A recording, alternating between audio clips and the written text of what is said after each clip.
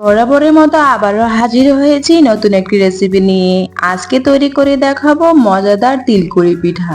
আসসালামু আলাইকুম, ফারিয়াস কিচেনে আবারও সবাইকে স্বাগতম। এই না করে কিভাবে তিলের পিঠাটি তৈরি করা যায় খুব সহজেই দেখে নেওয়া যাক। প্রথমে আমি 1 কাপ তিল ব্লেন্ডার করে নিয়েছি। তারপর 1 মিনিটের জন্য খুব ভালো করে নেড়ে নিব। এর মাঝে দিয়ে দিচ্ছি গোটা মশলা, এলাচ, তেজপাতা এবং দারুচিনি দিয়েছি। দিয়ে দিচ্ছি 1/4 কাপ চিনি। চিনিটা দেওয়ার ফলে আলাদা করে অনেকটা পানি উঠে যাবে, তাই চিনিটা যখন গলে যাবে খেয়াল রাখতে হবে আলাদা করে পানিটা খুব ভালো করে নেড়ে টেনে নেওয়া পর্যন্ত অপেক্ষা করতে হবে। তারপর দিয়ে দিচ্ছি 2 টেবিল চামচ গুঁড়ো দুধ। আবারও আমি খুব ভালো করে নেড়ে নিব। নেড়ে হয়ে গেলে আমি দিয়ে দিচ্ছি পরিমাণ মতো লবণ। লবণ দেওয়া হয়ে গেলে আমি আবারও নেড়ে নিব। পানি অনেকটা টেনে নেওয়া হয়ে গেলে আমি এর মাঝে দিয়ে দিচ্ছি 1/2 কাপ আগে থেকে কুড়িয়ে নেওয়া নারিকেল কুচি।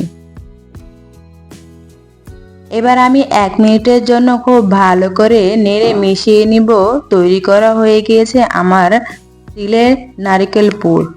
এবার আমি পিঠাটা তৈরি করার জন্য পিঠার ব্যাটারটা তৈরি করে নিব। এর জন্য দিয়ে দিচ্ছি 1 কাপ নর্মাল পানি। তারপর দিয়ে দিচ্ছি সামান্য পরিমাণ লবণ। পানিটা খুব ভালো করে বলক আসা পর্যন্ত অপেক্ষা করব। তারপর দিয়ে দিচ্ছি 1.5 কাপ মতো চালের গুঁড়ো। চালের গুঁড়ো দেওয়া হয়ে গেলে আমি একটু সামান্য পরিমাণ নেড়ে ঢেকে দিব 2 মিনিটের জন্য। 2 মিনিট পর আমি খুব ভালো করে মিশিয়ে নিব। এটা গরম অবস্থায় করতে হবে। মজাদার তিলের পুলি পিঠা খেতে চাইলে অবশ্যই চালের গুঁড়ো দিয়ে এটা করতে হবে। এবার আমি খুব ভালো করে মিশিয়ে নিয়েছি। এবার সামান্য পরিমাণে চালের গুঁড়ো নিয়ে আমি খুব ভালো করে ব্যাটারটাকে মথে নিব 2 মিনিটের মতো। মথে নেওয়া হয়ে গেলে আমি রুটির মতো করে একটা শেপ দিয়ে দিব এবং খুব ভালো করে একটা রুটি বানিয়ে নিব যেন অতিরিক্ত পাতলা না হয়ে যায়। রুটিটা বেলে নেওয়া হয়ে গেলে আমার তৈরি করে রাখা তিলের পুরটা এখানে দিয়ে দিব এবং একটা কাটারের সাহায্যে খুব সুন্দর করে কেটে নিব। আপনাদের হাতের কাছে কাটার না থাকলে চাইলে ছুরির সাহায্যেও কেটে নিতে পারেন। কেটে নেওয়া হয়ে গেলে আমি হাত দিয়ে খুব সুন্দর করে ডিজাইন করে নিচ্ছি।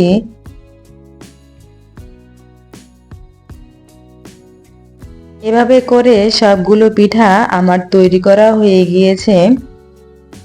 এবার আমি পিঠাটা তৈরি করার জন্য চুলায় চলে যাব। এবার এক এক করে প্যানে আমি সবগুলো পিঠে দিয়ে দিচ্ছি। যেহেতু আগে থেকেই ব্যাটারটা সিদ্ধ করা আছে তাই 2 মিনিটের মতো আমি মিডিয়াম হিটে এটা ভাপ দিয়ে নেব। হাই হিটে দেওয়া যাবে না, এতে করে পুড়ে যেতে পারে। তাই খেয়াল রাখতে হবে মিডিয়াম হিটে এটা তৈরি করে নিতে হবে। পিঠাটা তৈরি করা হয়ে গিয়েছে। এভাবে করে আমি সবগুলো পিঠা তৈরি করে নিয়েছি। তৈরি করা হয়ে গিয়েছে আমাদের মজাদার তিলের পুলি পিঠা। চাইলে আপনারাও বাসায় খুব সহজেই তৈরি করে নিতে পারেন মজাদার নারিকেলের তিলের পুলি পিঠা। ভালো থাকবেন সকলে। আসসালামু আলাইকুম।